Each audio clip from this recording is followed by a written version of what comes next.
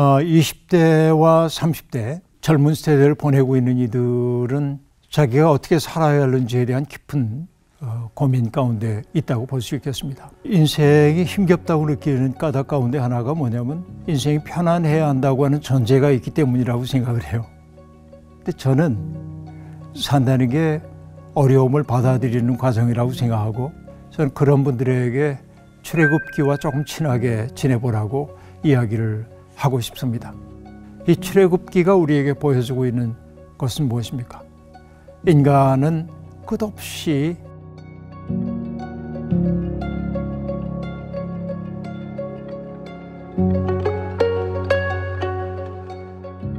젊은 세대를 보내고 있는 이들은 자기가 어떻게 살아야 하는지에 대한 깊은 고민 가운데 있다고 볼 수 있겠습니다. 저는 그런 분들에게 출애굽기와 조금 친하게 지내보라고 이야기를 하고 싶습니다. 자, 출애굽기의 그 첫 번째 장은 어떤 이야기로 등장하냐면은 바로가 지배하고 있는 세상에서 고통을 당하고 있는 히브리인들의 삶의 이야기가 등장합니다. 강제 노역에 시달리고 있는 히브리인들이 정말 끙끙 앓고 신음하고 고초를 당하고, 그런 속에서 하나님의 역사 속에서 어떻게 개입해서 그들을 구원의 길로 인도하는지를 보여주고 있는데, 이 출애굽기가 우리에게 보여주고 있는 것은 무엇입니까? 인간은 끝없이 힘을 추구하는 존재이죠. 성경에서 뱀이 하와를 유혹할 때 했던 유명한 이야기가 있습니다. 선악과를 따먹으라고 권하면서 하는 얘기가, 이 열매를 따먹으면 내 눈이 밝아져서 내가 신처럼 될 것이다 라고 얘기를 합니다. 신처럼 되고 싶은 것이 모든 유혹의 뿌리입니다. 신처럼 된다고 하는 것은 무엇입니까? 전능한 존재가 되는 데 있죠. 사람은 권력을 탐합니다. 그러니까 내가 가지고 있는 권력을 가지고 누군가에게 내 의지를 그에게 부과해서 그로 하여금 내 의지대로 움직이게 만들고 싶어 하죠. 이것이 이제 권력의 본질이라고 얘기할 수 있겠습니다. 그러니까 타락한 인간은 끝없이 자기의 권력을 강화하는 방식으로 자기의 삶을 살아갑니다. 인간이 돈에 대한 욕망을 갖는 것도 결국은 돈이 권력임을 알기 때문에 그렇습니다. 또 명예에 집착하는 것도 그 명예라는 것이 발언권임을 알기 때문에 그러합니다. 영향력이기 때문에 그렇죠. 그런데 권력을 모두가 추구하다 보면 그 권력이라고 하는 것이 지배의 본능과 이어짐을 알 수 있습니다. 그런데 하나님이 가장 미워하시는 것이 지배입니다. 누군가를 함부로 대하는 것이 하나님이 가장 미워하시는 것이죠. 그래서 출애굽기는 지배가 영속화된 형태인 제국이 인간을 얼마나 비인간으로 만들고 있는지를 보여주고 있어요. 그 속에서 제국의 논리 속에서 고통당하고 있는 사람들의 어려움을 하나님이 어떻게 이해하고 있는지, 그들의 문제를 풀어주기 위해서 하나님이 어떻게 마음 쓰고 계신지를 보여주는 것이 출애굽기의 첫 장이라고 얘기할 수 있겠습니다. 결국 하나님을 믿는다고 하는 것은 사람들을 끝없이 수단으로 만드는, 사람들을 지배의 수단으로 삼으려고 하는 그 세계에서 벗어나서 모든 사람들이 하나님의 형상임을 존중받으며 사는, 그래서 모든 사람들이 함께 자유의 그 공간 속에서 자기에게 주어져 있는 삶을 한껏 누리며 살 수 있는 세계를 향해 나아가도록 하는 것이 하나님의 꿈이죠. 출애굽기는 바로 그런 꿈을 보여주고 있습니다. 지배가 당연시되고 있는 세상에서 지배를 넘어서는 세상, 무지배입니다. 형제 자매 간의 사랑으로 이루어지는 세계의 모습을 보여주는 것이죠.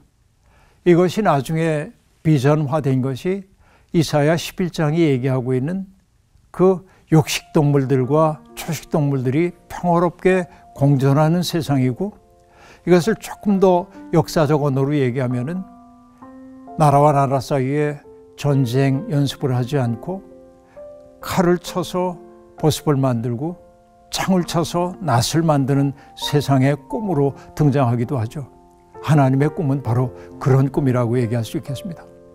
하나님의 형상대로 지음받은 존재가 조금 더 소외되지 않고 자기에게 주어져 있는 그 삶의 몫을 한껏 누리며 살 수 있는 세상, 그 세상으로 하나님은 인간을 끊임없이 이끌기를 원하시는 것이죠. 바로 그 하나님의 꿈에 집혀서 살아가는 것, 바로 이것이 믿음의 삶이라고 얘기할 수 있겠습니다. 그러기 위해서 필요한 것이 무엇이겠습니까? 내 곁에 있는 형제 자매들을 하나님이 내게 주신 선물로 여길 줄 아는 그런 삶의 그 따뜻함이 우리에게 필요하다고 얘기할 수 있겠습니다. 하나님이 시내산에서 이스라엘 백성하고 언약을 맺으실 때 제가 굉장히 감동하는 대목이 몇 가지가 있습니다. 그 첫 번째는 뭐냐면 고대 세계에서 신에 대한 정보를 보유하고 있는 것은 사제 계급 아니면 왕이었습니다. 하나님에 대한 독점적 정보가 권력이었습니다. 그러나 하나님은 모세에게 말씀하십니다. 내 뜻을 온 백성에게 알리라는 거예요. 그러니까 누군가가 정보를 독점함으로써 지배할 수 있도록 하지 말고 모든 사람들이 하나님의 마음이 무엇인지를 알아차리는 주체적 사람이 되라고 하는 것이고, 그 다음에 하나님이 하신 말이 뭐냐면 그 백성들이 나의 뜻대로 살겠다고 하면 나는 그들의 하나님이 되겠고 그들은 내 백성이 될 것이다 라고 얘기합니다. 한마디로 얘기하면은 하나님은 백성들에게 당신의 뜻을 일방적으로 보고한 것이 아니라 백성들의 동의를 구하고 있단 말이죠. 그 말이 의미하는 바는 무엇이겠습니까?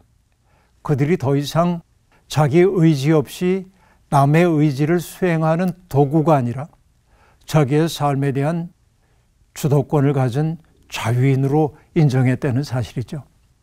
그리고 하나님이 그들이 그렇게 살게 될 때 하나님이 약속하셨던 것은 무엇입니까? 내가 너희를 제사장 나라와 거룩한 백성으로 삼겠다고 얘기하십니다. 다시 말하면 이스라엘의 정체성은 그들의 과거가 아닙니다. 그들이 함께 만들어가야 할 미래 속에 정체성이 있습니다. 이것이 신앙인들의 정체성이기도 합니다. 우리는 이 땅에 살고 있지만은 이 땅에 속한 사람이 아니라 하나님 나라에 속한 사람이고, 하나님 나라에 속해 있지만은 동시에 세상을 치유하는 자로 부름받았죠. 출애굽기는 바로 그 삶의 꿈을 우리에게 보여주고 있습니다. 그리고 하나님이 그 백성에게 주셨던 율법의 내용을 보면 그 율법의 내용은 한결같이 역사 속에서 힘없는 사람들을 어떻게 배려해야 하는지, 그들을 어떻게 격려해서 함께 살아야 하는지를 보여주고 있어요. 그것이 하나님 나라의 진실임을 보여주고 있습니다. 오늘 우리가 살고 있는 역사는 끝없이 바로의 세계로 회귀해가는 역사라고 얘기할 수 있습니다. 그러나 우리가 적어도 믿음을 가지고 살고 있다고 하는 것은 바로가 지배하고 있었던 옛 삶으로부터 나와서 모두가 다 함께 평화롭게 공존하는, 서로의 생명을 소중히 여기는 그러한 평화의 세상을 지향하는 과정임을 출애굽기가 보여주고 있습니다. 그런 의미에서 역사의 꿈과 비전을 잃어버린 젊은 세대라고 한다면 출애굽기를 통해서 끝없이 하나님의 꿈을 가슴에 새겼으면 좋겠다는 생각이 듭니다.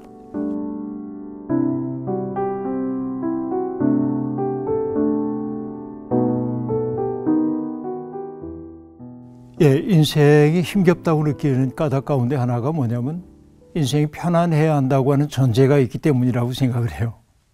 근데 저는 산다는 게 어려움을 받아들이는 과정이라고 생각하고, 나에게 주어져 있는 인생의 악조건들 남들과 비교하면 비참해지죠.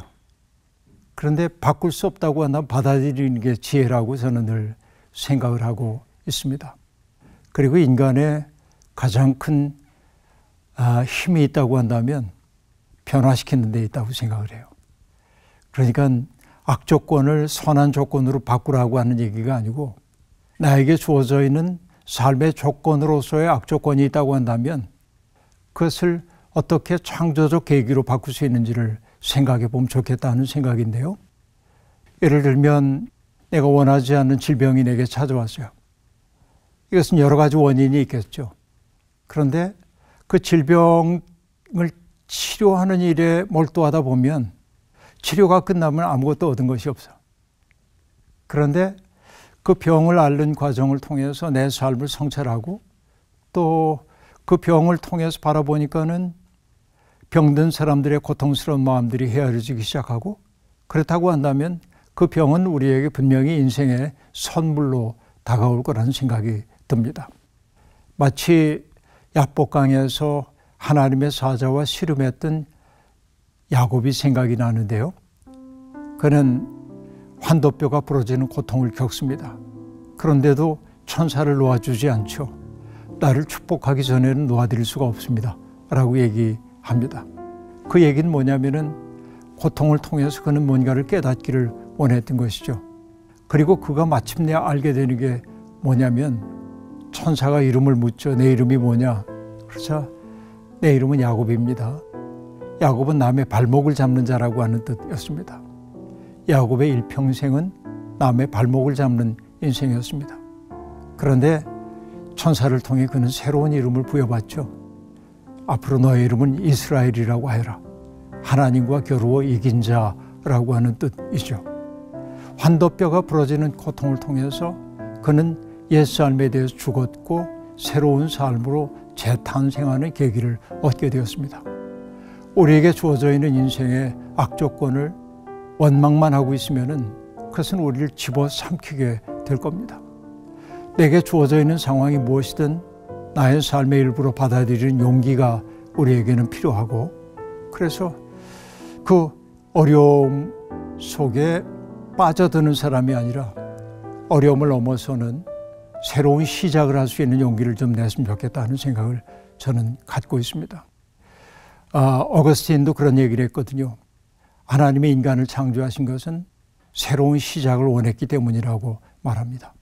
모든 인간은 새로운 시작입니다.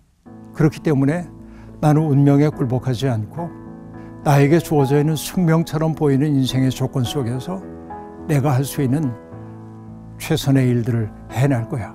이 끈질긴 자기 긍정의 힘이 우리에게 필요하다고 생각해요. 젊은이들도 그래서 남과 나를 비교하면은 답이 안 나옵니다. 인생에서. 자기와의 싸움에서 이겨야 할 거라고 생각을 해요.